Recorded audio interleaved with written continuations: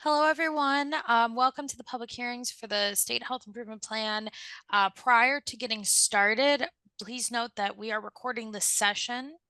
All participants will be muted unless your name is shared to provide feedback during the public comment section of the public hearing. We have information about written comments and reports in the chat, and please use the chat box when we get to the public comment portion. If you would like to request to speak and we have enough time for additional information, please review this slide. And I will pass it to Karen Phelan. Thank you, Samantha. Thank you all for joining us today for the third and final day of 3 public hearings for Healthy Illinois 2028 SHIP, State Health Improvement Plan. I'm Karen Phelan, Chair of the Illinois State Board of Health. On behalf of the State Board of Health members listed on the screen and some who are with us today, we are excited to share the draft Healthy Illinois 2028 State Health Assessment, SHAW, and State Health Improvement Plan, and hear your feedback. Our objectives today will be to share a brief summary of the State Health Assessment process and findings and the State Health Improvement Plan draft, to hear from members of the public with your feedback and comments, and to share our next steps. The State Health Assessment included 4 assessment processes, and this data informed the selected priorities defined in the State Health Assessment Report. This State Health Improvement Plan includes a plan to address the priorities collectively. Together, these documents will be referred to as Healthy Illinois 2028. Our agenda and process for today is explained on this slide. All participants will remain muted until we call those to provide public comment on the SHIP. The first 30 members of the public who have registered will be initially called to present for up to 3 minutes each. Samantha will give additional instructions after those public comments are made. Written comments may be provided also at the link provided. All written comments must be submitted by 5 p.m. today, November 30th. Please note once again that this meeting is being recorded for public viewing on the IDPH website. If you experience any technical difficulties today, please message Samantha at samantha.lasky@iphionline.org. And you may use the chat at any time. Thank you. And I will now pass it over to Dr. Samir Vora, the Director of the Illinois Department of Public Health. Well, thank you so much, Chair Phelan, to you and the other State Board of Health members for your leadership. I am incredibly excited to be here today on our final day for our SHIP public hearings. As Chair Phelan said, I'm Dr. Samir Vora, the Director of the Illinois Department of Public Health, and we are all here today to share our data and findings, but also solicit your feedback on a plan that we have been working on with over 100 public health partners across Illinois. The Healthy Illinois 2028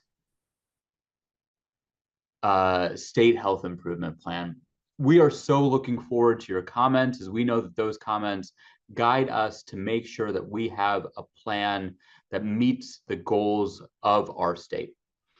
In addition to the many members of the public who provided input during the assessment process and the many partners and subject matter experts who contributed to the plan, you'll hear more about them shortly. I would like to recognize and thank the staff and partners who led the process.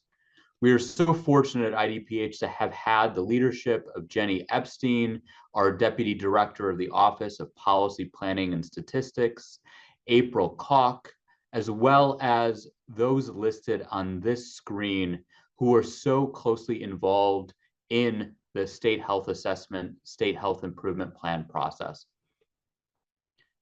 This was also a partnership for IDPH with both the University of Illinois at Chicago School of Public Health and their Policy, Practice, and Prevention Resource Center, known as P3RC, and their subcontractor, the Illinois Public Health Institute, that is facilitating our conversation today. Finally, I'd like to recognize the SHA-SHIP partnership, a partnership appointed collaboratively by the previous IDPH director, Ngozi Ezike, and Governor Pritzker for aiding in the development of the state health assessment and the state health improvement plan, along with IDPH and the UIC IPHI planning team. Now, this group met monthly throughout 2022, quarterly in 2023, and helped plan the assessment activities, reviewed the data and identified findings, selected priorities based on that data, and helped develop goals and objectives, and identified subject matter experts to finalize the draft plan. This partnership will continue to monitor implementation and measurement of this work. Here are the members of the partnership, and as you see, they come from throughout the state, having diverse and unique backgrounds, and we thank them for their leadership and commitment to improving the health of our great state. Now, Healthy Illinois 2028 for us is a journey, and a journey for us to all collectively work together to create the pathways to make every corner of our state healthier. With that vision is really as follows: achieving health equity across Illinois by addressing structural and social determinants of health through a unified public health system. A system unified by community engagement and collaboration, a strong workforce, and sustainable and flexible local funding. Now, that vision is put into practice by this slide.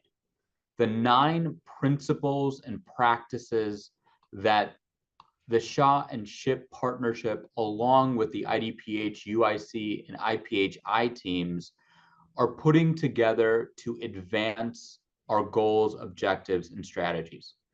From this list, you can see from breaking down silos when possible to using policy systems and environmental strategies for lasting impact to engaging the community throughout the process.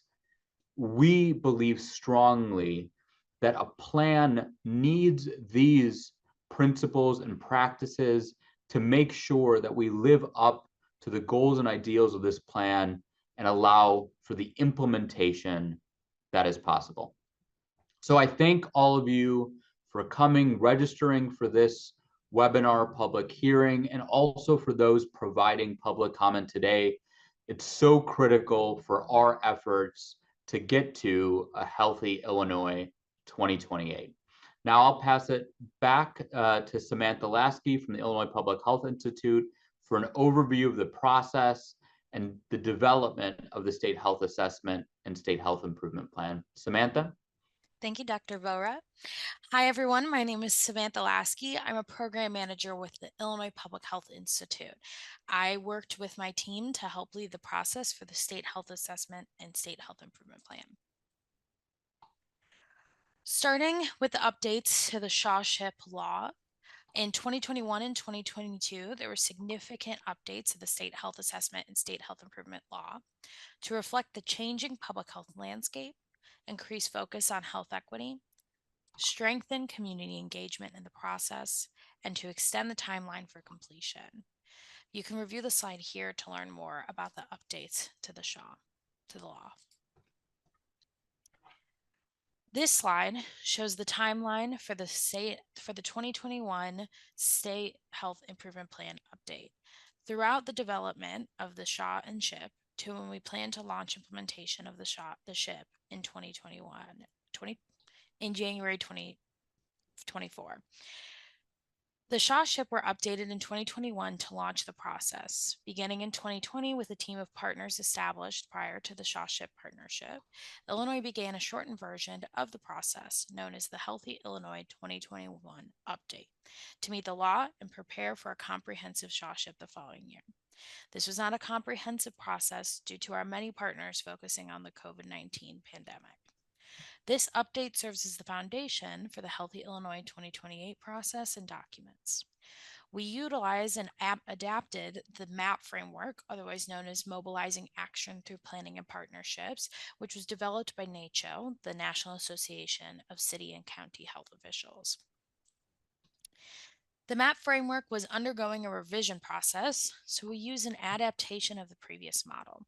There were 4 assessments conducted, including the Community Health Status Assessment, which provides an understanding of the demographics, the health behaviors, health outcomes, and social determinant conditions of our state. This included an extensive data collection and analysis process from various forms of community health surveillance and data. We also conducted the Community Themes and Strengths Assessment, which is really a community engagement report to help us understand the perceptions of the community as it relates to assets and issues that are important to the community. Community engagement activities included 16 initial focus groups with local health department staff and social service providers, as well as people with lived experience from throughout the state. Following the completion of the community engagement report, we conducted an additional 5 focus groups, which with people with lived experience, which were a subset of the original group, to share data from the report and get feedback on the proposed priorities. The Forces of Change assessment, which identifies forces that may affect the health of the community and or the public health system and the threats and opportunities associated with those forces. The FOCA was completed during partnership meetings with guest speakers that spoke to current or likely forces of change, as well as group discussions identifying opportunities and threats associated with those and other forces of change to identify themes in the public health landscape. And finally, the Public Health System Assessment. For this assessment, we looked at the capacity and capabilities of the system to deliver the 10 essential public health services while centering health equity. As NACCHO was in the process of developing an updated MAP handbook, the SHA SHIP planning team in partnership worked together to adapt the assessment to be known as the Health Equity Capacity Assessment. The HECA was conducted virtually over a half day with over 85 public health system partners. Finally, we worked with the partnership to develop findings from each of the assessments and identify themes that emerged throughout from that data. The themes were then synthesized to define the priorities that emerged. As previously mentioned, the 2021 update produced an internship to serve as guidance until the new SHA SHIP could take its place. The data for the SHIP update, otherwise known as the Healthy Illinois 2021 update, found that access to care, chronic disease, and mental and behavioral health, which were the 3 priority issues from Healthy Illinois 2021, remained as high priorities, and several new priority issues were identified, which included structural racism, public health system capacity and infrastructure, health equity, and COVID-19, which is highlighted on this slide. These priorities laid the groundwork for identifying the main topics for this SHIP. Now, I'm going to transition the presentation to my colleagues Lori Call and Janice Goff from Illinois Public Health Institute to dig into the findings related to the new priority areas. Thanks so much, Samantha. Building from the interim SHIP update and the data from the state health assessment that Samantha just described, the partnership worked to refine the priority areas for Healthy Illinois 2028. The partnership identified these items as the 5 priorities for the public health system to focus on over the next 5 years.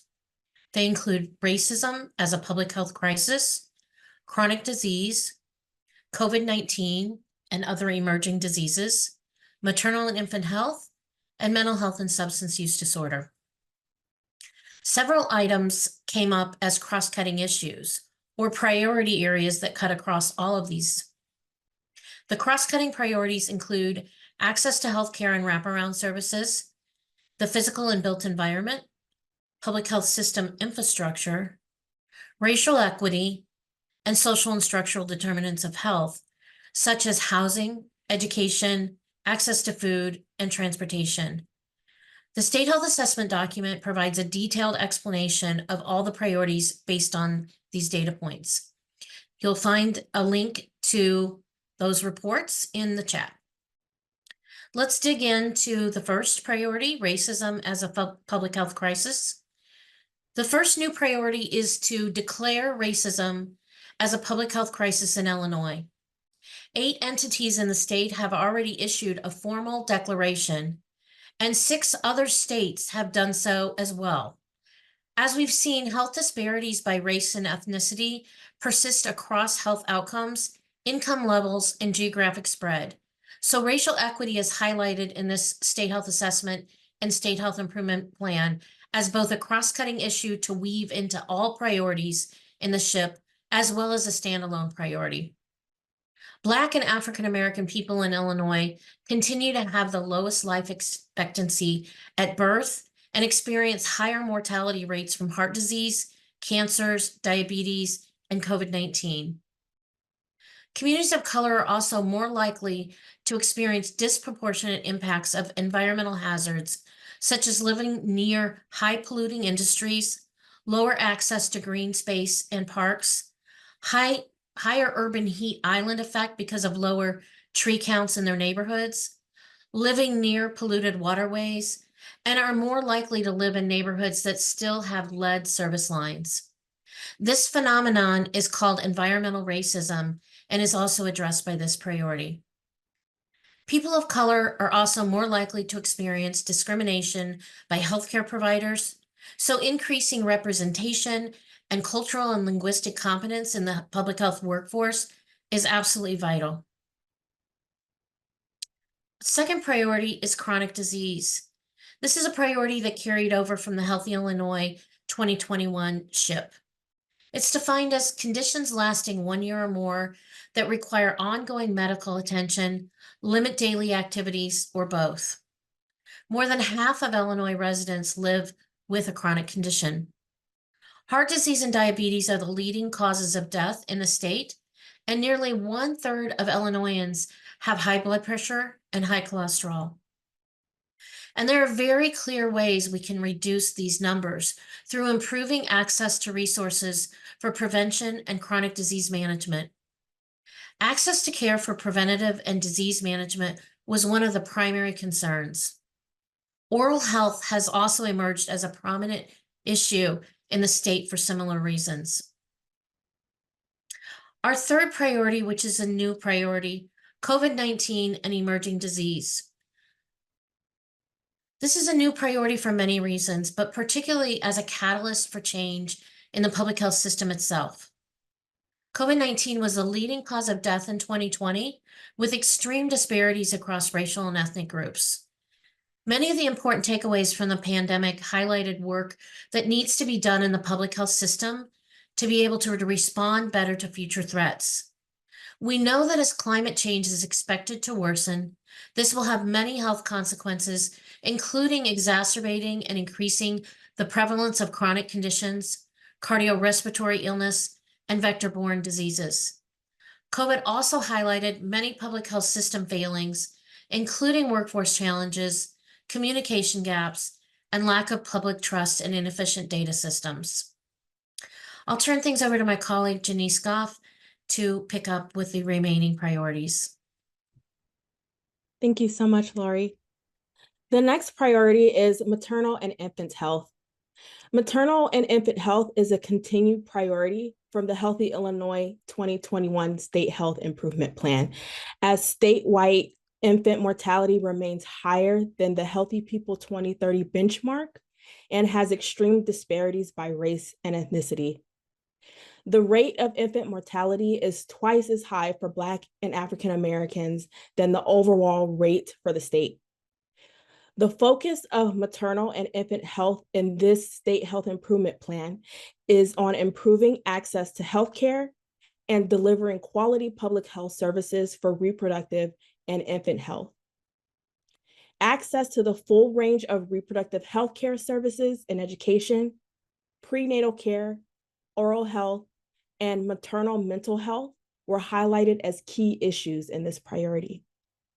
Racism and discrimination are also key issues in this priority because of the stark disparities in health outcomes related to maternal and infant health. The next priority is mental health and substance use disorder. Mental health is a priority that carries from the last state health improvement plan as well, and is defined here as a state of mental well-being that enables people to cope with the stresses of life, to realize their abilities, to learn well and work well, and to contribute to their communities.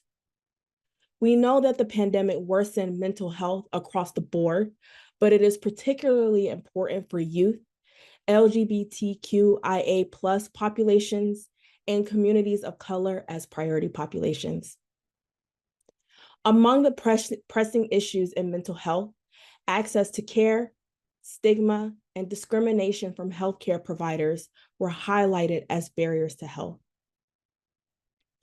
Substance use disorder, or the recurrent use of alcohol and or drugs, which causes significant impairment to daily living, is another emerging priority area alongside mental health.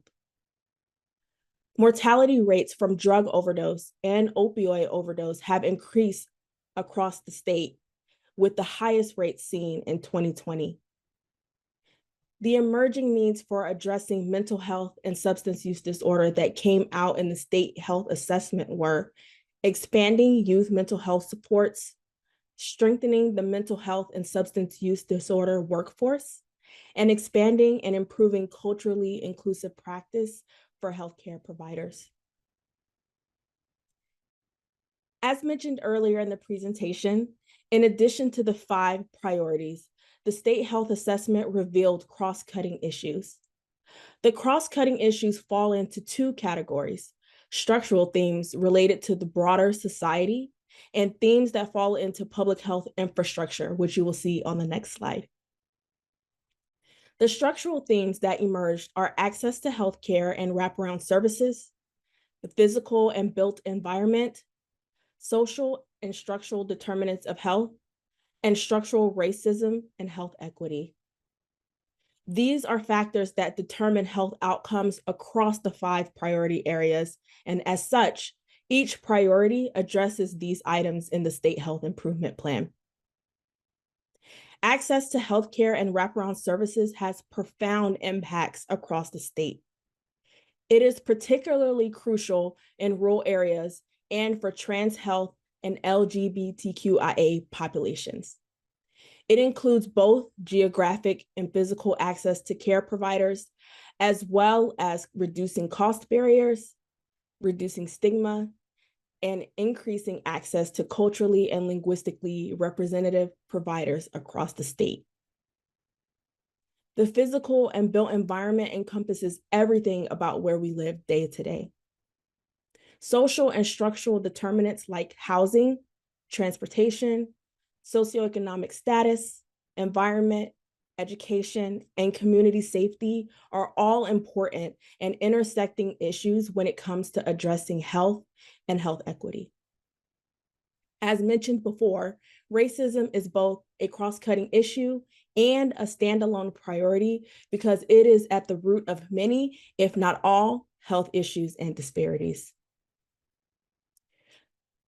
Public health system infrastructure is the second theme, and it can be sorted into 4 main categories: workforce, data use improvements, system coordination and collaboration, and funding. For workforce development and capacity, particularly since the pandemic, system-wide staffing shortages and staff burnout in the public health field have been an increasing challenge, and the system has struggled to keep up.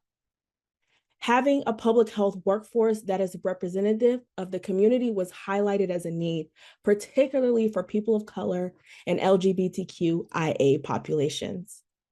And an adequate compensation for this workforce to maintain staff is essential. Data use improvements include evaluating current data systems for effectiveness and efficiency and modernizing these systems. Other improvements include improving access to data. For example, consolidating electronic health record systems for providers and/or effectively sharing publicly available data resources. There is also a need to shift data collection practices so that we are collecting accurate and specific data, particularly for racial and ethnic categories and sexual orientation and gender identity categories. Funding for these improvements is also important. Both funding and communications across the public health system need to be de-siloed, meaning that public health entities need to be able to communicate and coordinate messaging, programs, and work streams so that they are not redundant and can address public health needs in a coordinated response. Finally, funding needs to be sustainable and flexible to adapt to the shifting needs of the public health system. This concludes the summary of the State Health Assessment findings. And now we will move into the State Health Improvement Plan, which shows how the state of Illinois public health system plans to address the needs of these priority areas. I will turn it over to Jenny Epstein. Thanks, Janice. I will present the next several slides on the State Health Improvement Plan. As we said earlier, these are the 5 priorities, and listed here are the cross-cutting issues that are woven into the goals, objectives, and recommended strategies of each of these priorities. The planning team worked with a team of subject matter experts in each of the 5 priority areas to develop the goals, objectives, and recommended strategies that are listed in the State Health Improvement Plan through a series of workshops over the first half of 2023. These plans are aligned with existing work in their respective fields and with other plans across the state. Starting with racism as a public health crisis, I will go over the goals that were developed in this priority and then review the objectives and a sample of the recommended strategies that were developed to address this priority. 3 goals were established for this priority, and they focus on 1, capacity building for the public health system to do this work, including how to dismantle oppressive systems. 2, developing and maintaining a diverse and skilled workforce for anti-racist public health. And 3, addressing the practices that perpetuate environmental racism. Each of these 3 broad overarching goals have objectives that further define and focus our proposed work. We will review those objectives for each goal next. The first objective in Goal 1 is to formally declare racism as a public health crisis in Illinois, like many other cities, states, and jurisdictions have. This will elevate racial equity as a priority for our state with an advisory committee and a plan to operationalize it. The other objectives are focused on infrastructure, ensuring there are resources to do the work, capacity building for the public health system to authentically engage and power share with the community, and finally, to build the state's data capacity to better understand and address needs. The objectives of Goal 2, we want to ensure the public health workforce and leadership across the state is representative of the diversity of our state, and that we have policies and the infrastructure to support this. Goal 3 focused on advancing environmental justice. We want to reduce and prevent environmental hazards, build our state's capacity to map, track, and assess environmental inequities, and a plan for addressing them, and increase investment in both the natural and built environment, specifically in Black, Indigenous communities and communities of color. Subject matter experts from across the state worked to make recommendations on strategies that will help advance these goals and objectives. Each objective has a full set of recommended strategies. All the recommended strategies are listed in the appendix of the State Health Improvement Plan report. For racism as a public health crisis, there are over 60 strategies. Here are just a few examples. Strategies range from big P state level policy to small p policy, using a health in all policies approach to ensure our policies don't have unintended negative consequences. We also have strategies focused on building the public health infrastructure through training and pipeline programs to increase the BIPOC workforce. And we have strategies to address climate change impacts and to conduct health impact assessments and cumulative impact assessments related to permits impacting air, water, and land pollution in environmental justice communities. Next up, we will talk about chronic disease. 4 goals were developed for addressing chronic disease. These are decreasing tobacco usage, prevention of disease through nutrition, prevention through active living, and building community capacity for disease management. Each of these goals has objectives and strategies to support their purpose, which I will go through next. For goal 1, we hope to increase tobacco-free living by reducing the number of people using all types of tobacco products, enhancing public health infrastructure to prevent tobacco usage, and reducing secondhand smoking in cars, housing, and other places where people are regularly. Goal 2 focuses on access to nutritious foods. With this goal, we want to encourage businesses to implement healthy food policies, strengthen nutrition assistance programs like SNAP and WIC, and increase nutrition education and awareness, and make sure messaging is culturally competent and realistic for people to achieve in their current lifestyle and location. Goal 3 focuses on active living. We want to address active living in schools and workplaces through policy and program changes. We want to improve the built environment to create more safe and accessible spaces in priority communities. And we want the public health system to work across other sectors to promote active living. And finally, goal 4 focuses on strengthening communities' ability to prevent and manage chronic disease at the local level. This includes having more community health workers, improving data systems and practices, more programs for prevention and disease management geared towards specific populations, reducing cost barriers, and expanding screening and assessment processes to have better strategies to prevent and manage chronic disease. Again, subject matter experts from across the state worked to develop a list of strategy recommendations for each objective to support the 4 broad goals. The list for chronic disease included over 100 strategies, which cover many topics from targeting system barriers and assessing and accessing services to support tobacco-free living, to cross-sectoral partnerships with state partners like the Illinois Environmental Protection Agency and the Illinois Department of Transportation to apply a health in all policies approach to built environment and development decisions.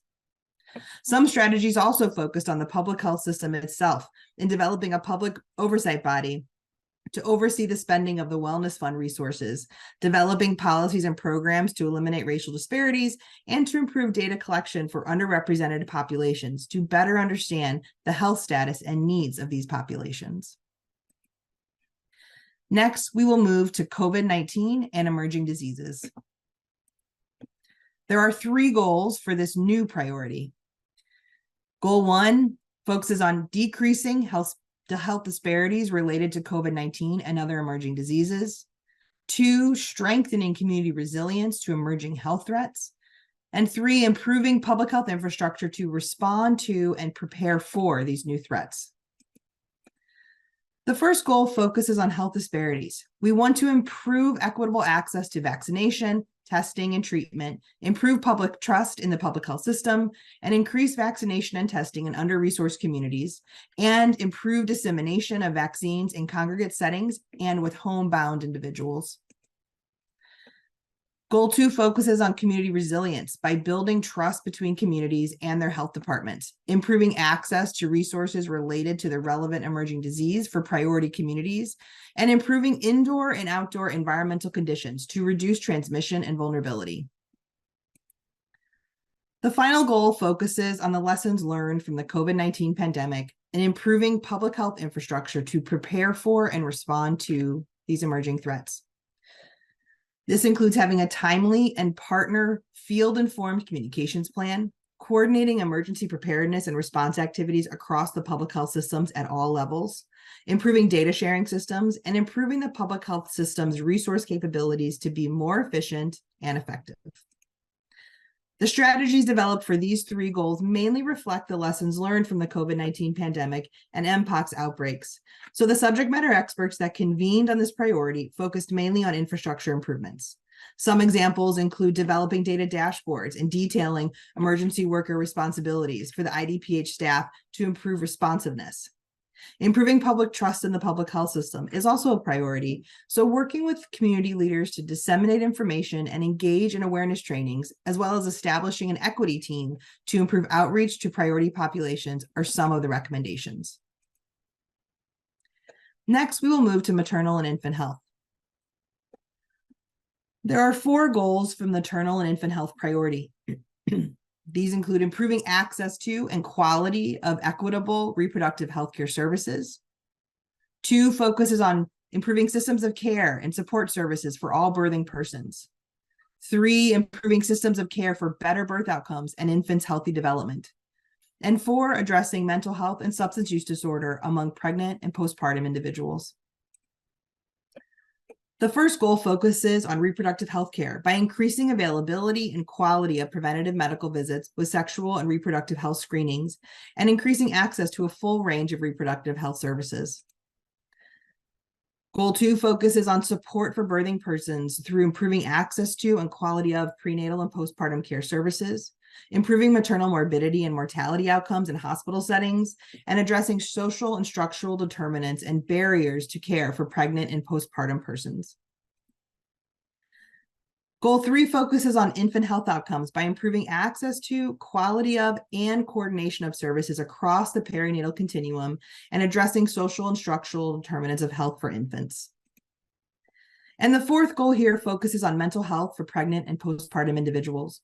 We want to address substance use disorder to reduce the rate of neonatal abstinence syndrome and pregnancy-related mortality. And we want to reduce postpartum depression and pregnancy-related mortality from mental health. These strategy recommendations have an emphasis on equity, particularly in addressing maternal and infant mortality disparities across racial and ethnic groups and access across the full continuum of healthcare services. Some examples of recommendations include developing in-school clinics in high-risk areas, increasing availability and quality of mental health and substance use disorder services for pregnant and postpartum individuals, as well as piloting an income supplementation program. Other strategies highlight the work of the Illinois Task Force on Infant and Maternal Mortality among African Americans to decrease health disparities in this population. For the final priority, we will move into mental health and substance use disorder. This priority has 4 goals that focus on improving community capacity for mental health and substance use disorder support, as well as public health system infrastructure. These goals include 1, improving the public health system's ability to prevent and treat mental health and substance use disorders. 2, developing and implementing harm reduction and preventative care strategies. 3, reducing institutionalization and incarceration by strengthening community-based care. And 4, improving community resiliency and recovery capital in response to violence. The first goal focuses on infrastructure by improving data capacity, increasing the system's ability to address behavioral health more effectively, integrating mental health and substance use disorder care with other healthcare services, and increasing funding for these improvements. Goal 2 is intended to reduce mental health and substance use disorder mortality through harm reduction and preventative care. In alignment with the state overdose action plan, we want to improve age-adjusted suicide rates, improve mental health in children, adolescents, and young adults, and improve morbidity and mortality of substance use. We also want to improve prevention and linkage to care. Goal 3 aims to reduce mental health and substance use disorder related to institutionalization and incarceration. We want to narrow the treatment gap through community-based treatment and increase access to services, particularly for communities with disproportionate rates of incarceration and populations that have lower access to mental health services. This last goal focuses on community violence. To advance this goal, we want to increase mental health and substance use disorder services in communities with high rates of violence and prevent and address adverse childhood experiences, or ACEs. To do this, we also want to improve data collection related to community violence and develop tools and resources to better respond to and prevent community violence. The subject matter experts recommended over 80 strategies. Many of the recommendations focus on harm reduction and prevention strategies and community-based support. These strategies cover a wide range of areas, including improving data infrastructure, strengthening public health workforce capacity, and developing crisis response teams. Some prevention and harm reduction tactics include incentives, training, and policies to improve providers' ability to treat substance use disorder as a part of regular medical care, as well as increasing screening for substance use disorder and access to medication-assisted recovery for those who are or have been involved in the criminal legal system. That includes an overview of the State Health Improvement Plan summary, and we will now move into public comment period. Thank you. Thank you, Jenny. Hello, everyone. This is now the public comment period for the public hearings. We have instructions listed here on the slide for your information. I'll also review them now. Speakers will have 3 minutes each, so please be mindful of time so that we can hear from as many people as possible. We have allowed for 90 minutes total for speakers. When it is your turn to speak, I will call your name and unmute your mic to share your comment. Only the current speaker will be unmuted, and for 3 minutes. Please note that if folks are not here, but they are the first 30 that were registered, I will still call your name and then move on. Please make sure that you have the chat open, as Adrian will be using the chat to let you know when you are when you are next in line to speak, and give speakers a 1-minute warning. As a reminder, members of the press that are in attendance today are not permitted to speak or provide written comment.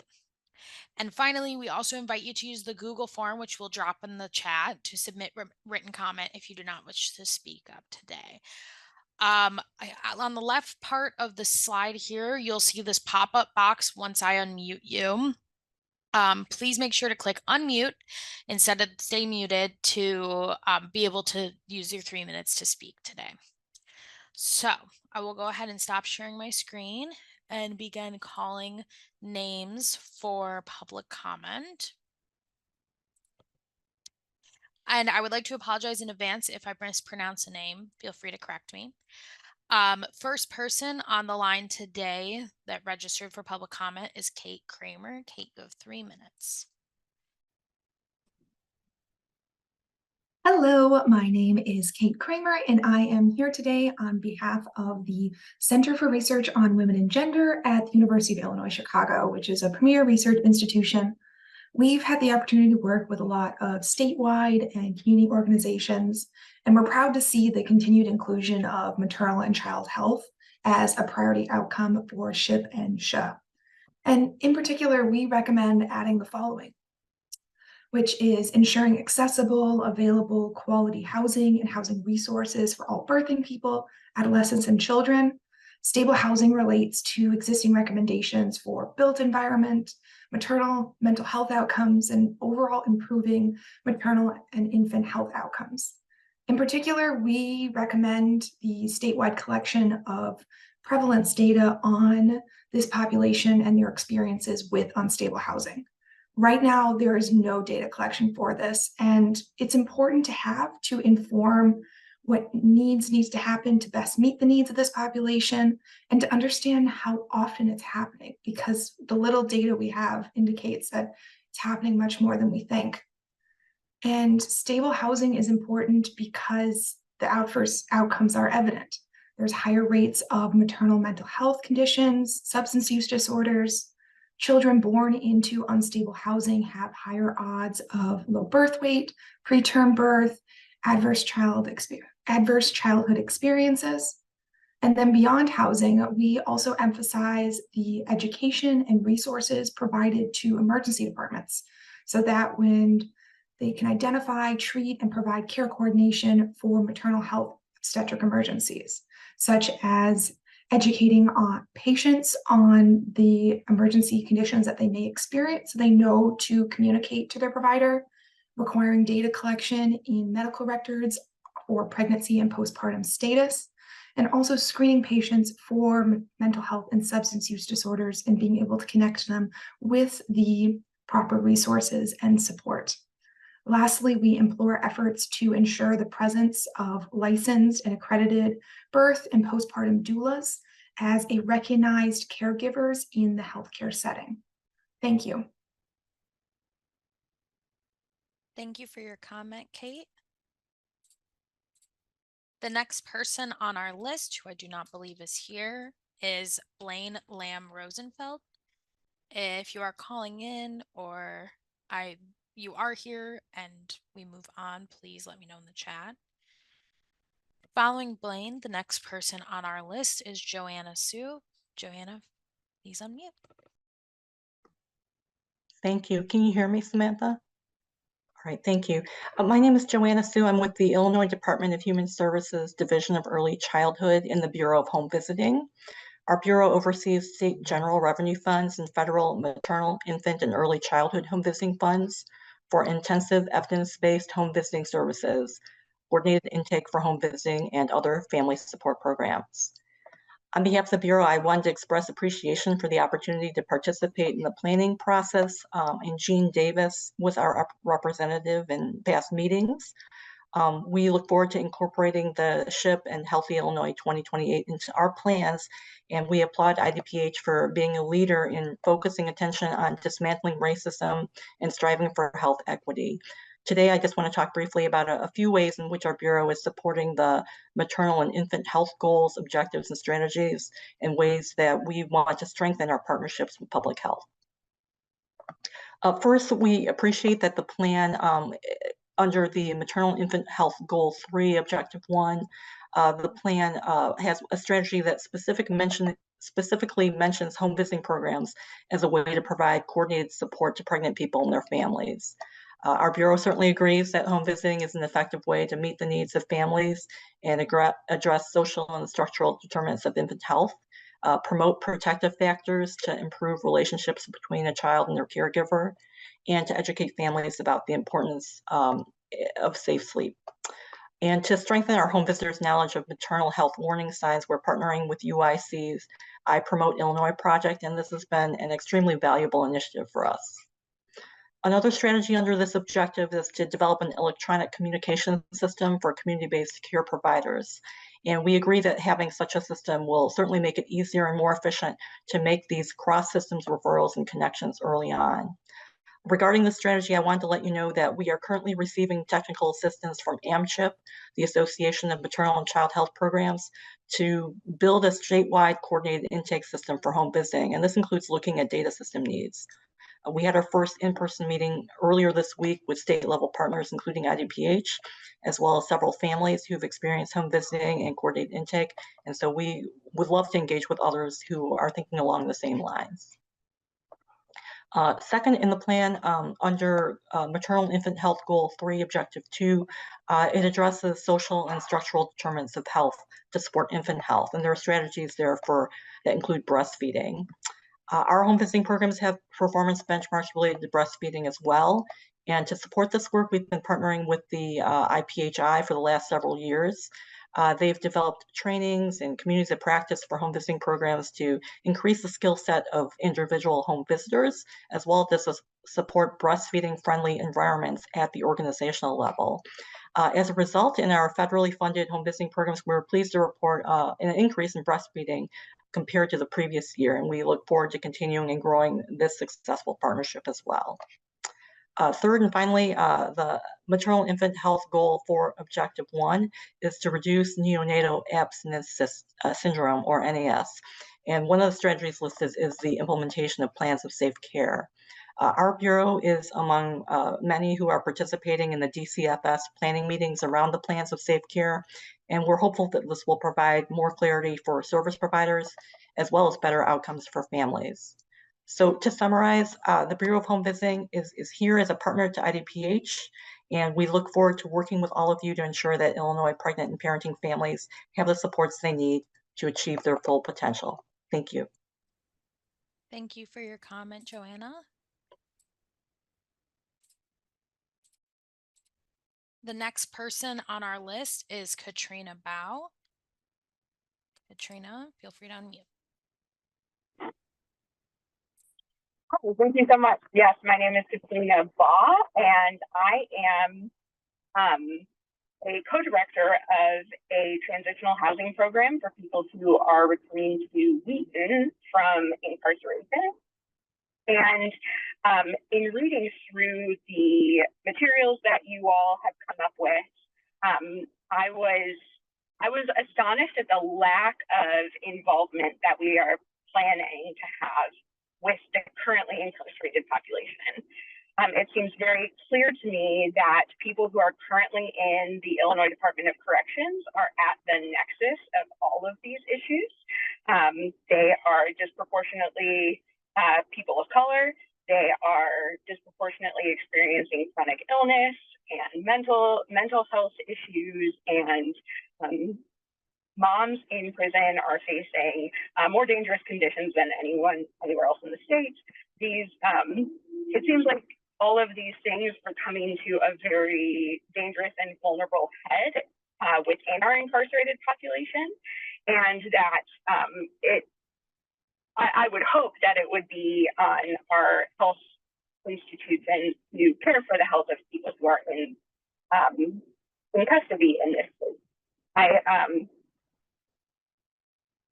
Yeah, I guess this is just an exhortation to please not forget the people who we forcibly keep in substandard housing. So that is all. Thank you so much for your time. Thank you for your comment, Katrina. Next person on our list is Rachel Hendrickson. Rachel, feel free to unmute. Hi, thank you so much for the opportunity to provide public comment today. I'm a public health infrastructure strategist at the Boone County Health Department, located in Northern Illinois. We've recently gone through our MAP 2.0 cycle, and our health indicators are similar to that of the state, but we have noticed some health concerns while going through, which were either voiced by the community or we identified through our data collection. So to echo the first comment that was given today, housing security is a growing issue in our rural county. We're technically metro, but we have very many rural characteristics here. There's really no public transportation. There's an issue with safe and affordable housing, which has been expressed by partners, community members, and there's really no data to back it up. So there is a huge need to collect data for people experiencing homelessness so that we can, apply for grant funding and address those issues.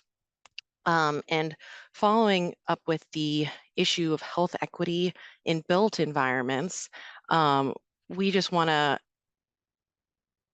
share how important it is to focus not only on, race disparities, but people who have disabilities as well. We would like the state to focus on creating equity in our built environments to increase accessibility, in turn increasing access to care, specifically for people with disabilities. So access to care is just a persistent issue we are seeing. As you all went through, there's just not nearly enough providers, particularly in rural areas. Not just primary care, a lot of our specialty providers, there's just not enough of them. I've had public calls where our partners have shared that behavioral health providers don't want to come here. There's just not enough providers out there, and there's this overwhelming need. So there's not very much incentive for providers to come out to a rural area where there just aren't enough providers, and there's just this overwhelming need for provider support. So there is a need to not only get more professionals in the field, but retain them, particularly in rural areas, and somehow incentivize them to come and stay, particularly, mental behavioral health providers. There's long wait lists, not enough resources, and definitely a need for increased detox beds in our county. So yeah, I appreciate the opportunity for public comment, and I will leave it at that. Thank you. Thank you for your comment, Rachel. The next person on our list is Sandra Martell, who I do not believe is on the call today. So following Sandra is Carrie Ward. Carrie, feel free to unmute. Great. Hi, everyone. Are you able to hear me okay? Wonderful. Good afternoon. My name is Carrie Ward, and I'm the Chief Executive Officer for the Illinois Coalition Against Sexual Assault. ICASA is a statewide network of community-based rape crisis centers throughout the state of Illinois. And on behalf of ICASA, I'd like to thank you all for your review of the Illinois State Health Assessment and development of the State Health Improvement Plan. It's really helpful to learn about development of the plan and to see a concerted effort to ensure a healthy Illinois. I'll be brief in my comments as I have mainly only one suggestion to offer on behalf of the coalition, and that is that information regarding sexual violence issues be incorporated more specifically into the goals for a healthy Illinois. Sexual violence can have a lifelong impact on survivors and communities, affecting interpersonal and professional relationships, and of course, physical, emotional, and mental health. And if there is an opportunity to contribute data or other information that would be helpful to the plan in incorporating issues regarding sexual violence, we'd be more than happy to participate in the process in whatever way would be helpful. Thank you for the opportunity to contribute. Thank you for your comment, Carrie. The next person on our list is Fania Burford. Fania, please feel free to unmute. Thank you for this public hearing today. My name is Fania Burford Berry. I am a person with lived experience. Also, I'm the director of the Westside Heroin Opioid Task Force. I'm a certified community health worker with Malcolm X, as well as a graduate of Above and Beyond Family Recovery Service and a pastor in Evangelical Lutheran Church in America. And lastly, I reside on the west side of Chicago in the Austin community. And I love the fact that you guys are focusing this year or in the next few years on substance abuse as well as mental health services. The west side of Chicago desperately needs those services, but they need to be culturally relevant and robust. I went into treatment with Linden Oaks as well as Above and Beyond in 2021, and Linden Oaks offered a really robust recovery program.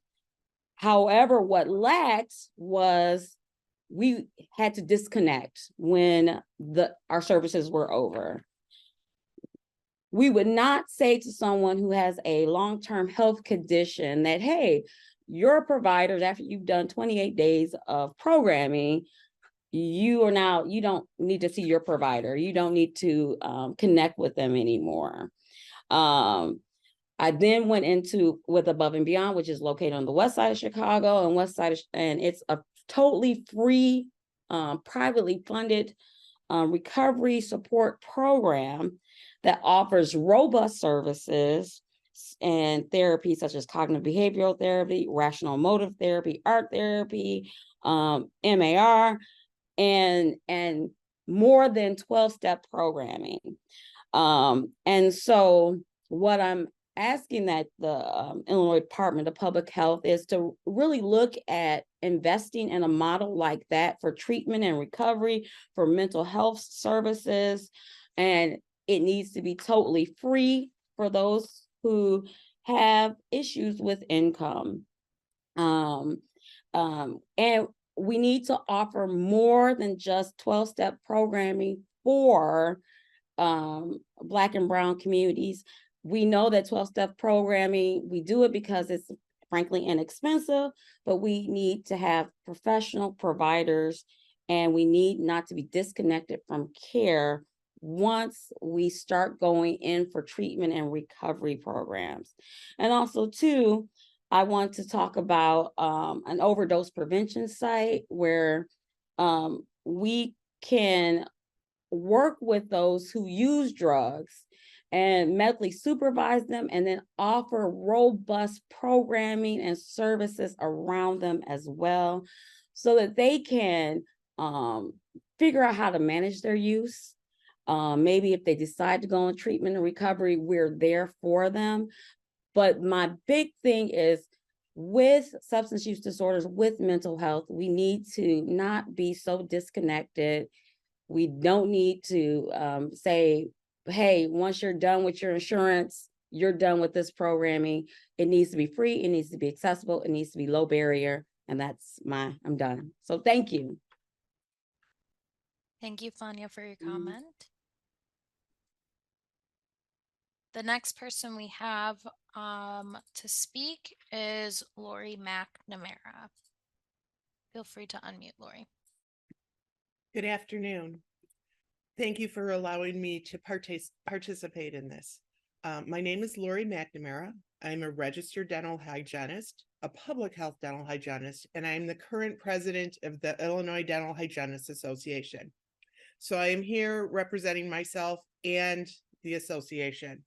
I am very interested in this discussion as I worked in public health for 25 years, and I've seen disparities and lack of access to care regarding all kinds of health care, but especially oral health. The majority of Illinoisans cannot afford basic dental care. I'm here to remind everyone that the goal of a registered dental hygienist is prevention. In private practice, where everyone has seen a dental hygienist for dental cleaning, we work with individuals to prevent cavities and gum disease. Our goal is to prevent disease. There has been a lot of hard work going into these goals and objectives, and a lot of feedback, as I'm hearing now from everybody else. But in reading the top 5 priorities for Healthy Illinois 2028 and reading the goals and objectives, I'm deeply saddened that dental was barely mentioned throughout the entire draft. As I look at each one of your selected health priorities, I see where good oral health would be so greatly would make a difference. Going to the beginning and preventing is so much more cost effective than fixing what is already destroyed, such as a tooth with a cavity. It's cheaper to put fluoride on it than to put in a filling. Diabetes and dialysis, aspiration pneumonia in the hospitals. All of these are affected by the condition of someone's mouth. The health priorities selected for the Healthy Illinois 2028 are the chronic diseases. Well, we have studies that show that somebody that has better oral health and does a better job with prevention and cleaning their mouths, getting that education, their diabetes is more controlled. We know how important that is. Dental decay is the #1 chronic disease in the world. It's not cardiologists, it's not diabetes, it's not heart disease. Bacteria that is in the mouth has been found in the brain, the heart, the intestines, everywhere in the body. So if there's bad bacteria in there that's causing an infection, it is getting into these other organs and affecting them. Would a healthy mouth not help to improve any chronic diseases? Studies are showing that patients with diabetes are more controlled. COVID-19 and emerging diseases. Again, having these diseases, people are not taking care of their mouths. Now they're swallowing the bacteria and the plaque, and it's keep making them not feel well, and again, not keeping them healthy. Maternal and infant health. Studies have shown through March of Dimes that low birth rates are correlated to pregnancy gingivitis, poor oral conditions in the mouth of the mother. We have an opportunity to dentally go in, educate the mother about her own mouth, educate her about her child's mouth, prevent early childhood caries, have a myofunctional therapy appointment where they can check to help for lactation issues if the baby is not latching on and nursing properly. A lot of times that goes and can be taken care of based on the condition of the mouth. Mental health and substance abuse. People that have mental health issues and have used different substances have oral hygiene issues. Their self-esteem is lower. Their confidence is lower. Meth mouth is a lot of cavities in their mouth, and now they're not smiling, they're not working, they're in constant pain. Everything goes down to prevention. Thank you, Lori. Apologies for the interruption, but we've hit time. Thank you for your comment. Thank you. The next person on the list is Kira Meskin-Schiff. Kira, feel free to unmute. Hi, everyone. This is Kira. I'm actually just wrapping up my comments right now. I'm hoping I could speak after a few more people do, and then I'll be prepared. We can come back to you. The next person on the list is Rebecca Weber, but I do not believe they are on. The next person after Rebecca is Linda Carosa. Linda, feel free to unmute.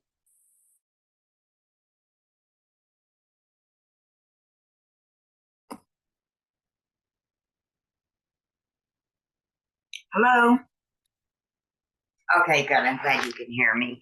My name is Linda Carosa, and I am, how do we put this? Okay, a neuro Lyme patient. So I am confirmed. I had meningitis, had encephalitis, and after treatments, hospital stays, and everything like that, it's chronic. It doesn't go away. I'm very happy that the CDC has very recently acknowledged that this is a chronic condition. Our biggest issue is we have doctors that treat us like we're crazy people. And we feel like crazy people because they don't take us seriously. It doesn't matter how much documentation, how much proof you have. If you went through your antibiotic treatment, then you should be 100%. Well, that's not true for a whole lot of us. And that's where I am with that. And you'll have to excuse, I have difficulties articulating myself. Before this happened 2 years ago, professional, owned my own company, in which I did have to have that dissolved because of this issue.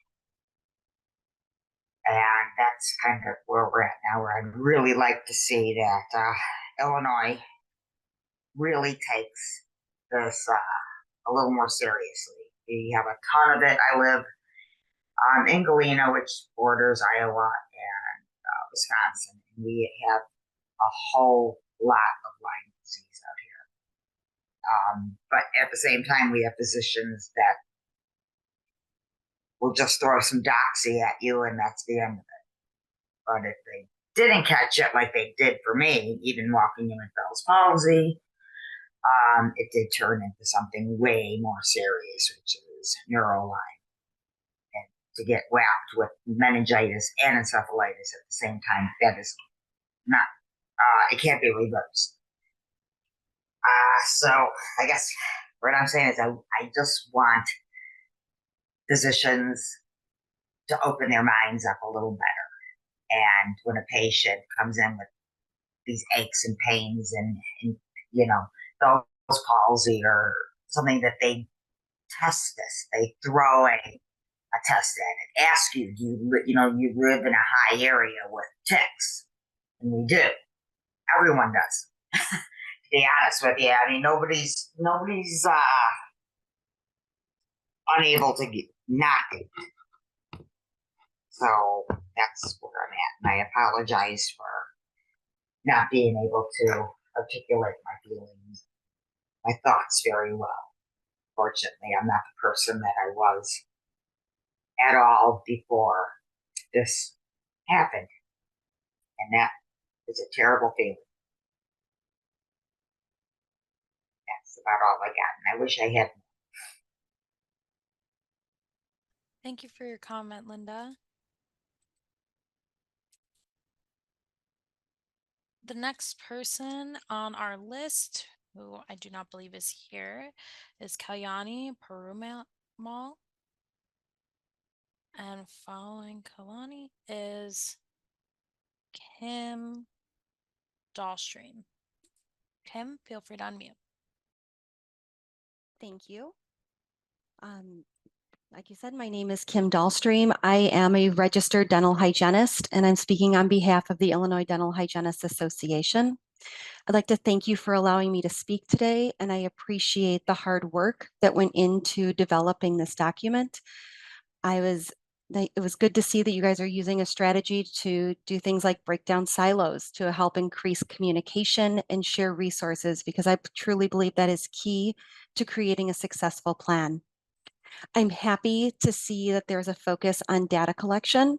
This is truly needed, and hopefully it will highlight some successes from things like our public health dental hygienist group, and it could open our eyes to opportunities to make more of an impact as the program grows. In looking over the list of contributing groups, I'm curious to know how many oral health professionals were involved in the creation of this plan. There are many references to providing oral health education. However, I advocate for more actionable language around oral health care. Are you aware of the oral systemic link between gum disease and many of the chronic diseases mentioned in your report? For many years, the dental field has been educated on these connections, and they're finding more connections every day.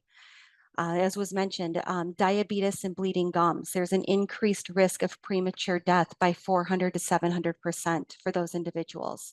Heart disease, people with gum disease are twice as likely to die from a heart attack. Under stroke, those with gum disease are 3 times as likely to die from a stroke. People with cancer, those that have a history of gum disease have a 14% increased risk of developing cancer than those with healthy gums. People with mental challenges like Alzheimer's or dementia. Chronic gum disease actually shows 70% increased risk of developing this condition.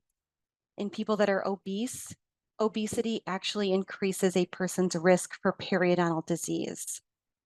There's also a link between oral health and pregnancy or reproductive concerns.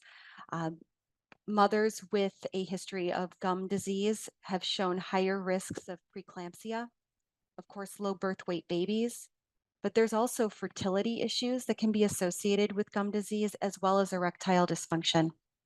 The Surgeon General actually reported that at least 80% of American adults have gum disease, and hopefully the information I just stated earlier shows that the impact goes far beyond the mouth. Part of the listed strategies is to increase oral health education. This is extremely important, as many people feel that bleeding gums are normal and do not recognize it as an infection or a disease. I can't remember how many times I would ask a patient if they had a sore on their arm that bled or pussed, would they seek medical attention? And the answer was always yes. Who is providing that education? Is there an opportunity to utilize a dental hygienist or a PhDH? While increasing the Medicaid coverage to include regular dental cleanings is a great place to start, many of those seeking care through public health need services beyond a regular dental cleaning. It also highlights some shortcomings when it comes to the ability for the current workforce to provide that care. I hope that there are discussions about how to increase the number of Medicaid providers and services covered, how to entice more providers to enroll. Do the reimbursements rate need to be addressed? Simplifying the application process, or maybe the expansion of who can be reimbursed for services. I hear from many clinics that they need to refer patients to specialists that are not only hours away, but also have no availability for months. And in closing, the IDHA welcomes the opportunity to participate in any capacity to share insights from an oral health perspective and support the success of the goals outlined in Healthy Illinois 2028 plan. I truly hope that providing, yep. Apologies, we are at That's okay. time. That's Thank okay. you Thank for your you. comments. The next person on our list is Angela McLemore, who I do not believe is here, and Kendrick Craig, who is not here as well. So the next person on our list following them is Erica Love. Erica, feel free to unmute.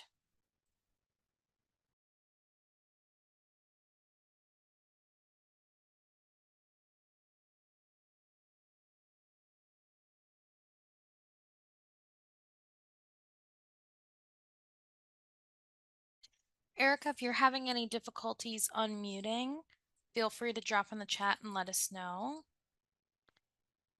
We will get back to you. The next person on our list is Gloria Barrera. Gloria, feel free to unmute.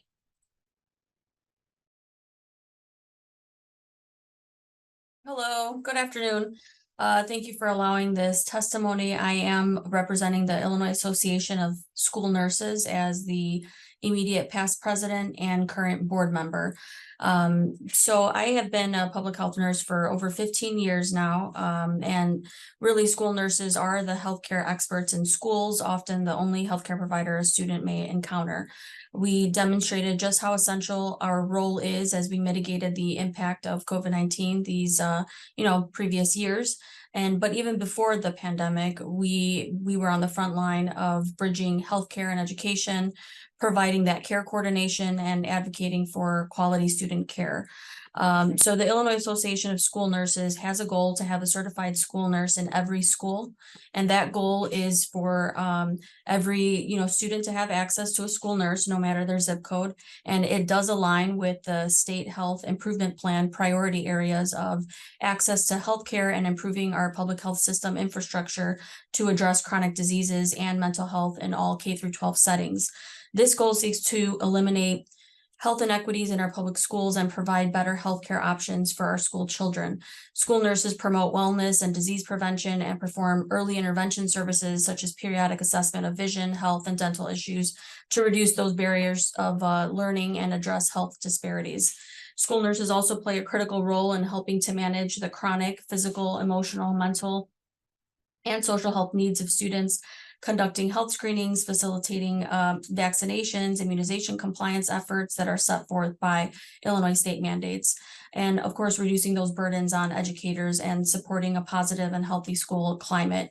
I hereby recommend you invite an expert school nurse as a stakeholder on your committee when discussing community partnerships and funding, and I'll happily serve as that point person. Thank you for your consideration, and I'll yield my time. Thank you for your comment, Gloria. The next person on our list is Shelley Richardson, who I believe may have left. And following Shelley is Ebony Zielinski. Ebony, feel free to unmute. Thank you. My name is Dr. Ebony Zielinski, and I am here today as a representative of the Black Nurses Association of Central Illinois. Our mission at BNACI is to be leaders in healthcare, advocate for the diverse needs of our community, and enrich nurses and mentor nursing students so that they can impact change. I would like to use my time here today just to touch on your cross-cutting goals regarding racism as a public health crisis, as we with the Black Nurses Association are working within our communities to promote health, especially with those individuals who are hesitant to seek help or who have experienced healthcare trauma or trauma just dealing with other public health or state entities. I want to thank you for highlighting that health disparities when disaggregated are seen due to money distribution, power, resources, and social political forces, as this is something that we often have to educate our community on as they continue to blame themselves for their poor health outcomes. And looking at your goals regarding racism as a public health crisis, it would be good to see you leverage more of your status with IDPH to collaborate more with Medicaid. Medicaid is the largest health plan holder for our BIPOC communities here in Illinois. So when there are the inequities within Medicaid access, such as providers, access to transportations, referrals to a specialty provider, etc., this only continues to perpetuate health inequities within our community.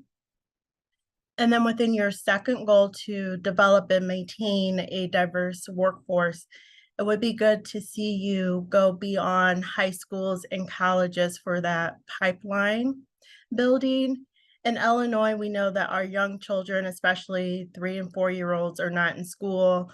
4th graders are not proficient in reading. Our 8th graders are not proficient in math. So that all impacts their high school education, being able to graduate on time, going to college, or even gaining fruitful employment. You can do this by increasing your presence within schools, especially school health-based centers, also by diversifying your school nurses. BIPOC children are not seeing nurses like they should in school, and when they do, they're not seeing nurses who look like them. Finally, just to address the environmental racism justice aspect, it was good to see your health and all policies work and increasing to look at thriving communities. One thing that we know is that when you are able to control for economic hardships, race, sex, and health status, adolescents, especially Black adolescents, thrive. So looking more at creating community rec centers, parks, playgrounds, libraries, and accessible walkways and pathways are important for those children. We look forward to your implementation of these strategies, but we also encourage continued community partnership, especially with those that are not normally within one of your stakeholders. Thank you. Thank you for your comment, Ebony. The next person on our list is Anne Marie Murphy, and feel free to unmute. Thank you. I'm Dr. Anne Marie Murphy. I'm a visiting assistant professor at the University of Illinois at Chicago, with a strong interest in health disparities. And my comment is I, love many aspects of these proposals and the strong emphasis on health equity and addressing structural racism. I worry, and the strong emphasis on the need for data collection and an evidence-based approach. I worry that at times there's a disconnect between what's put out as a goal on paper and what is actually practiced.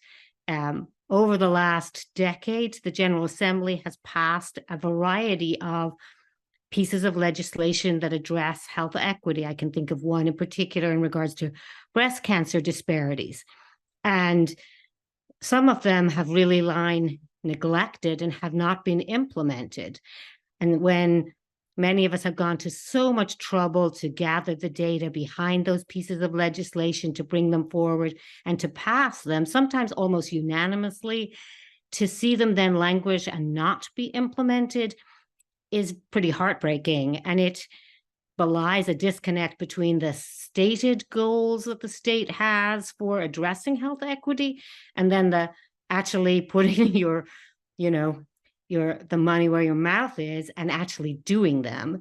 And the BEST Act, the Breast Cancer Excellence in Screening and Treatment Act, has a variety of provisions that would address mammography quality, breast cancer treatment quality, navigation with patients, reminders, so many different provisions that are just wonderful and would address real needs.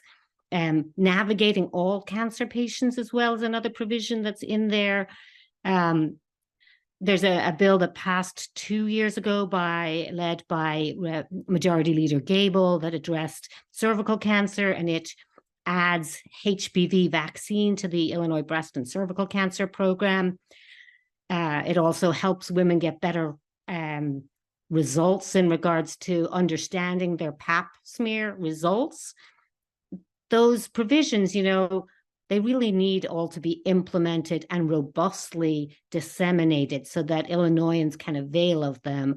And so I would ask that the agencies that are involved in health do an environmental scan of the legislation passed in the last decade relating to health equity, and then go and see, are they fully implemented? And if they're not, come up with an implementation plan so that they do this.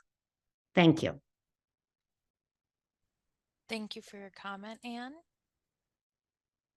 The next person on our list is Kira Meskinship. Kira, feel free to unmute.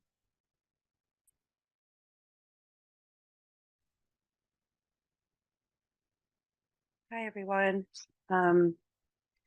So I'm really sick with a bad cold, and I apologize for my voice, but after looking at the drafts, I realized I needed to say something.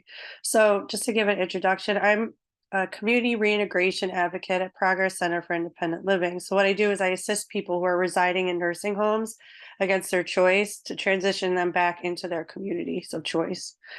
I also led the formation and am a appointed member of the Access and Functional Needs Advisory Committee within our Illinois Emergency Management Agency.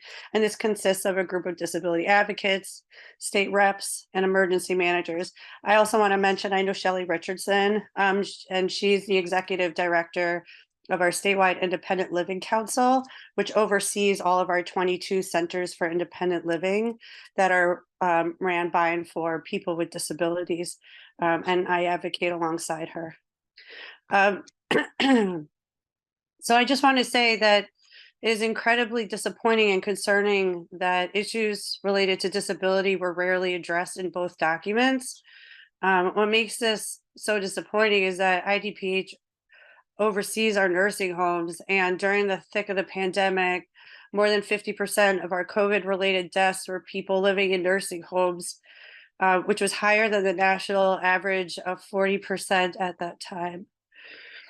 Also, it is widely known that people with disabilities and underlying health conditions, that we experience more severe outcomes of COVID, including hospitalization, intubation, institutionalization, death, and long COVID.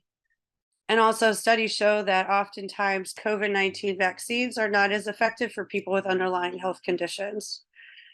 So to not see disability included as a quote priority area, in addition to the other important issues, is shocking, especially when disability affects so many people across age, gender, sexual orientation, racial and ethnic backgrounds. Location is problematic too in rural areas.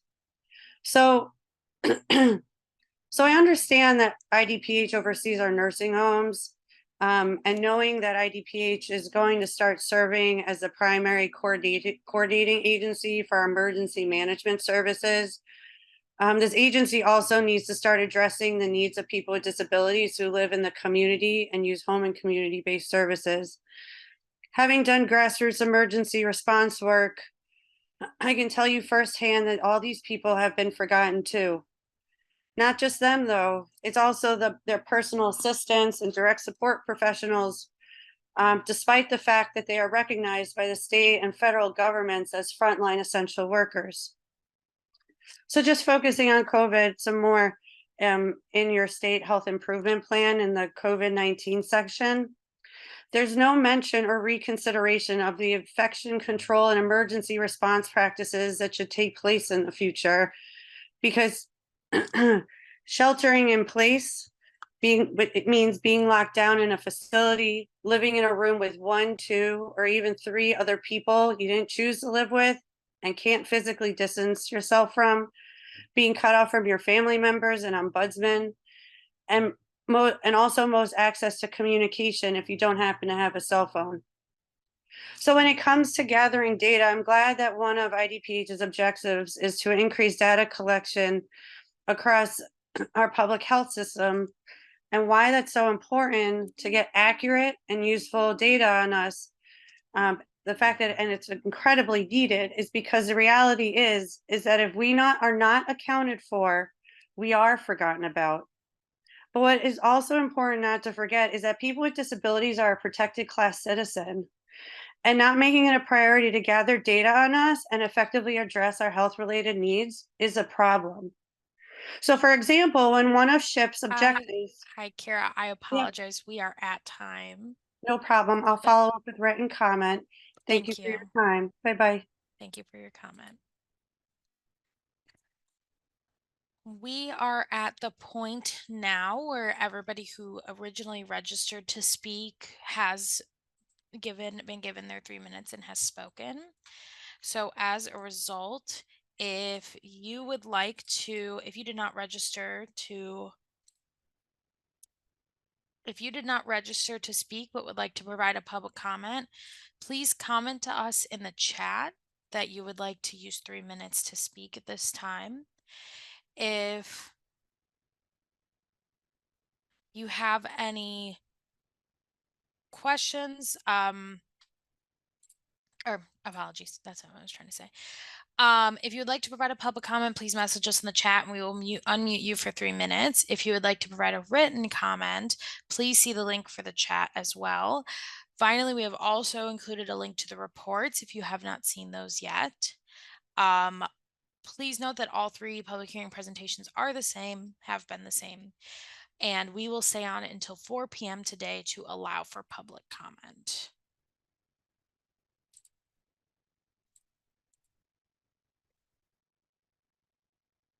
Samantha, do we have anyone who is hooking up to the chat who wants to speak? Not at this point. There is one person, I think Erica, who was registered to speak and didn't have the ability to. Erica, are you able to unmute now?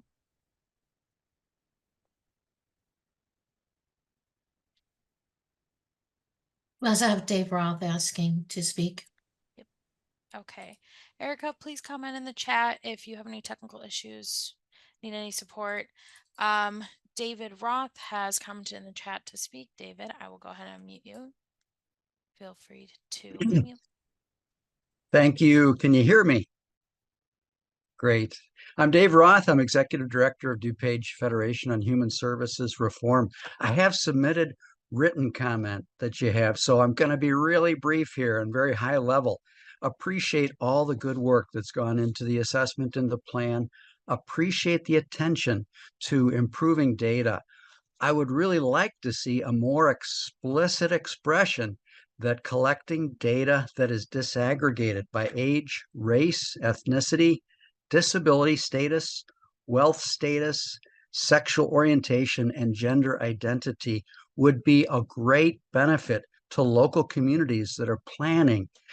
The COVID pandemic is a great example. When we brought together our health equity team, there were so many groups represented around the room who were asking, where's the data about our experience? That includes some that we've heard commenting today: African Americans, Middle Eastern, North African ancestry, disability status. So that's my encouragement to the group. Please be explicit about data disaggregation as a crucial tool for all the elements that we want to improve on in our capacity. Thanks. Thank you for your comment, David. As I said a moment ago, if you would like to provide public comment, please comment in the chat and message us and we will unmute you for 3 minutes. You can also provide written comment and view the reports in the links listed below. We will be on the line until 4 p.m. today if you would like to provide public comment.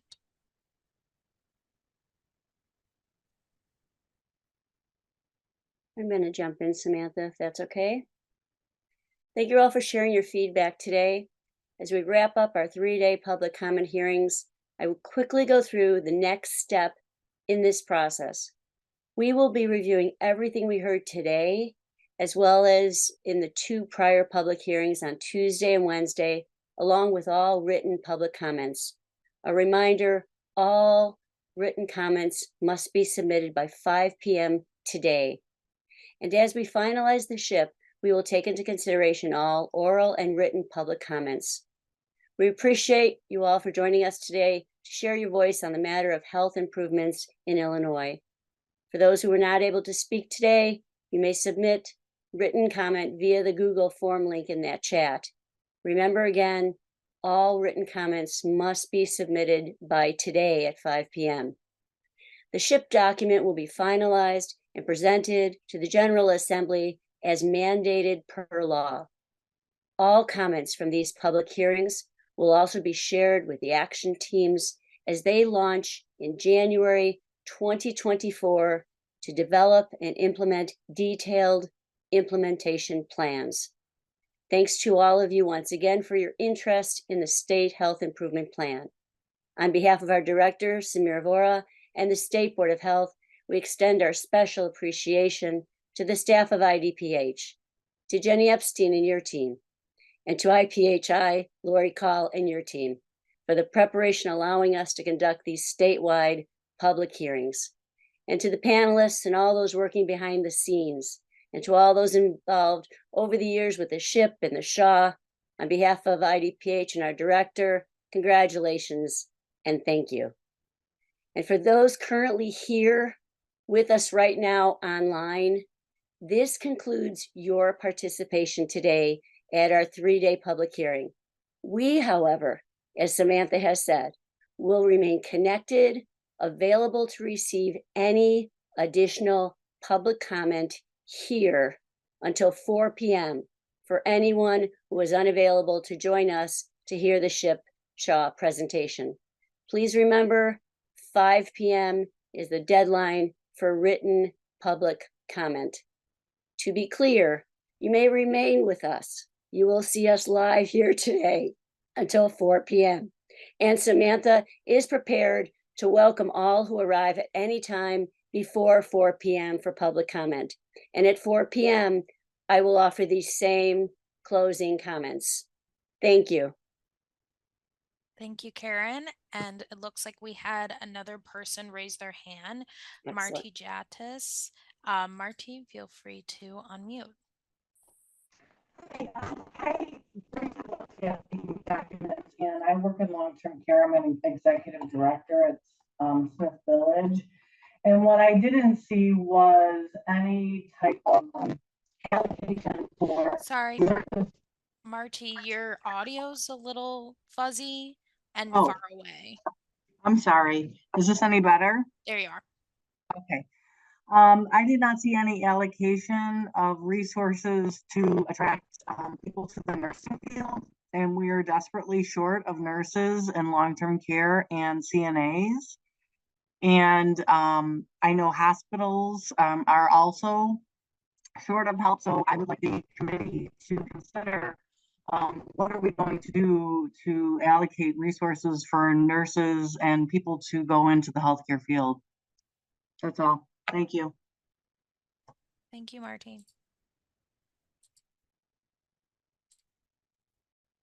Again, we will be on the line until 4 p.m. today. If anybody would like to provide an oral comment. Thank you.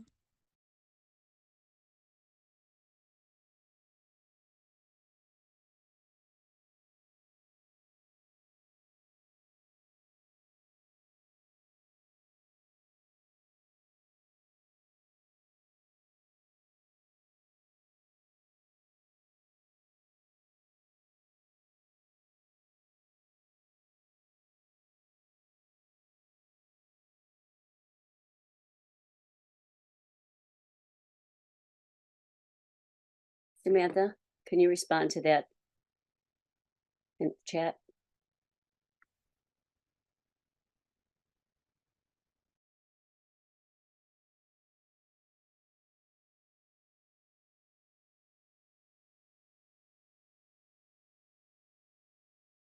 Thank you.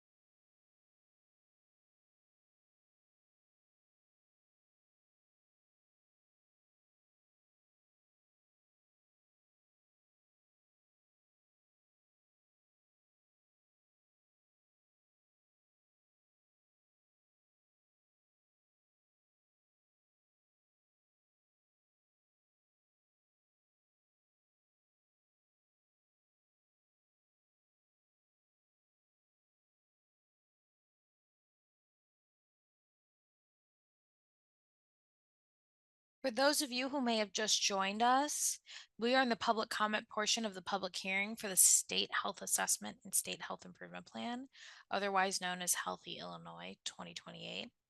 If you'd like to provide a public comment, please message us in the chat and we will unmute you for 3 minutes. If you would like to provide a written comment, see the chat for the link. We also have a link to the reports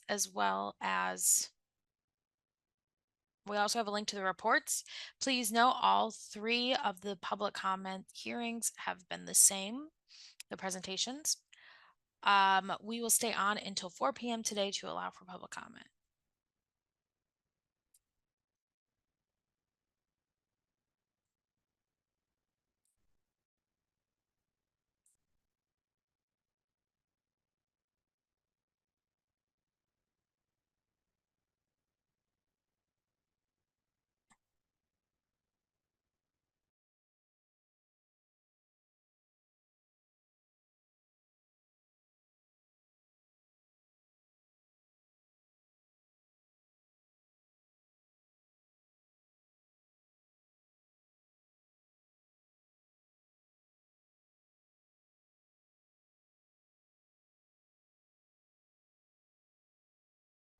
We have someone for public comment.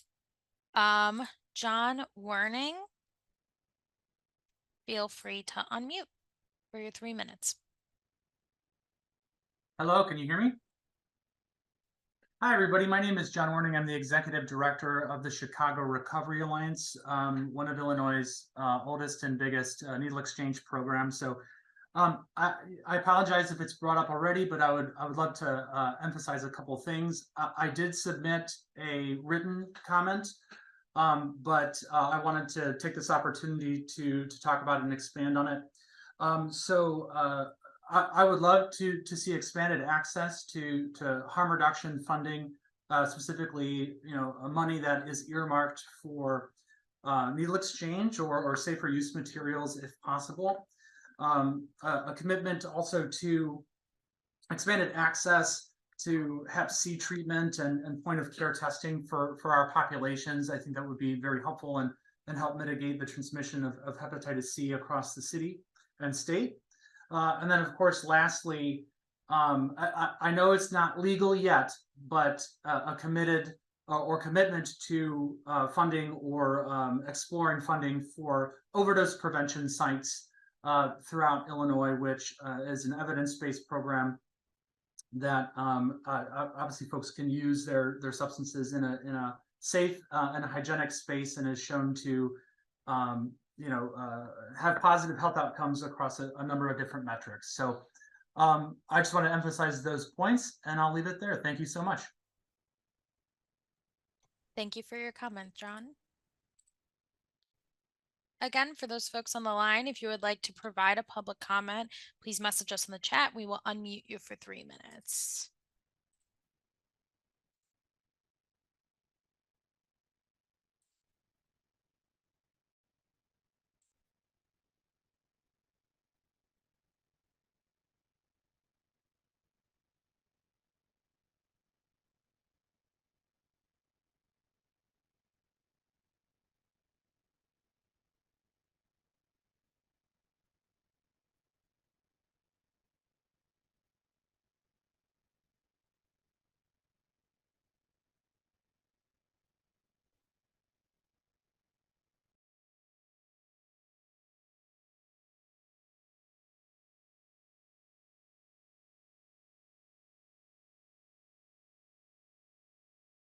Hi, John. The public comments will be open on this line until 4 p.m.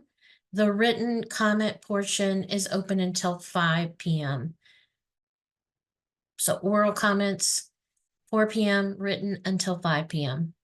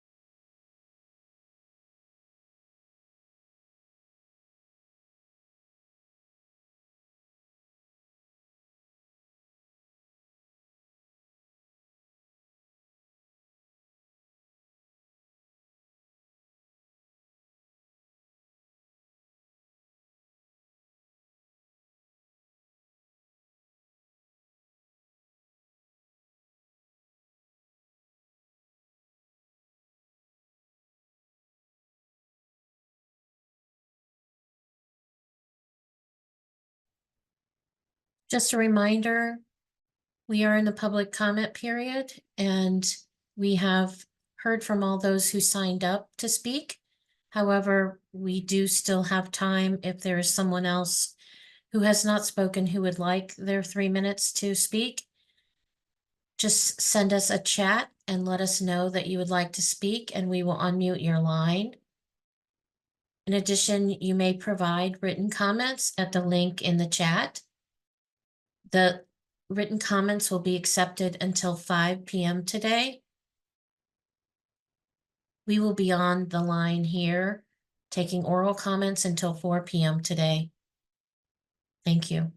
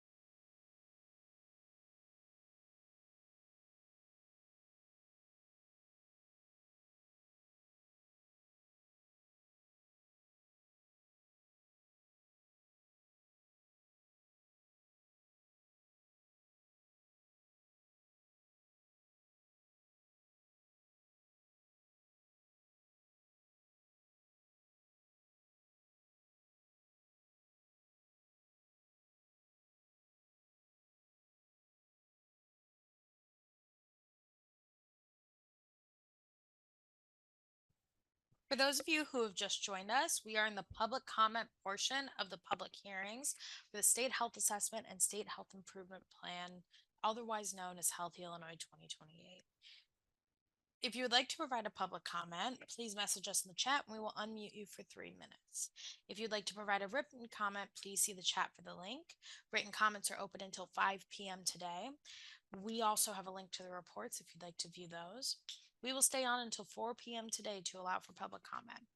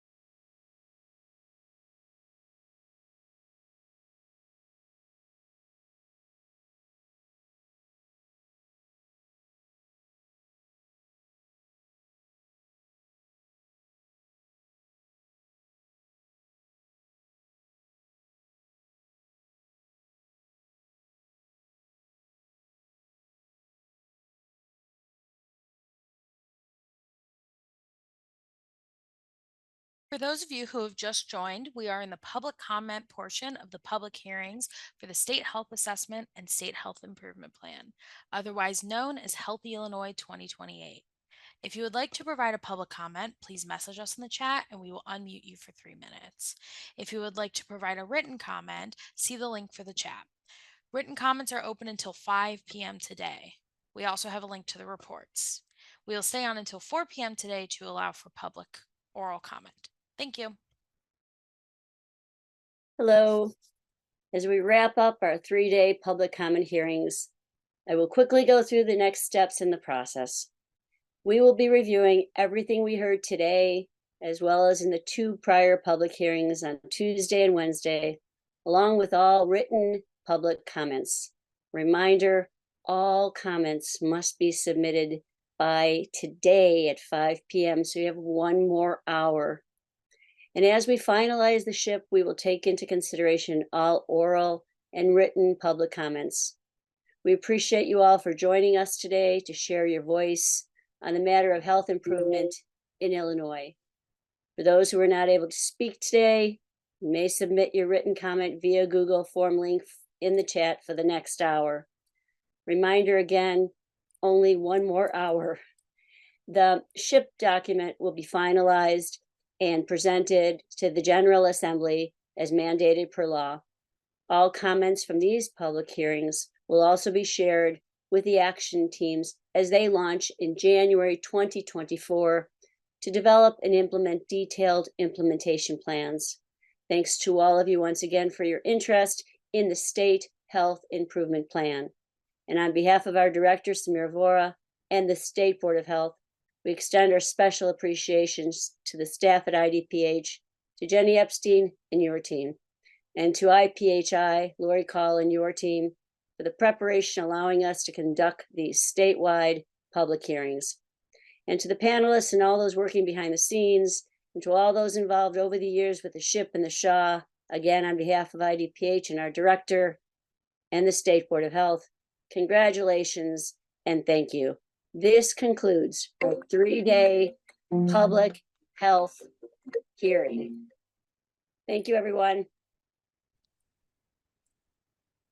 Bye. Thanks, Karen. Thanks, Sam, and everyone. Thank you. Have a good night. Bye now.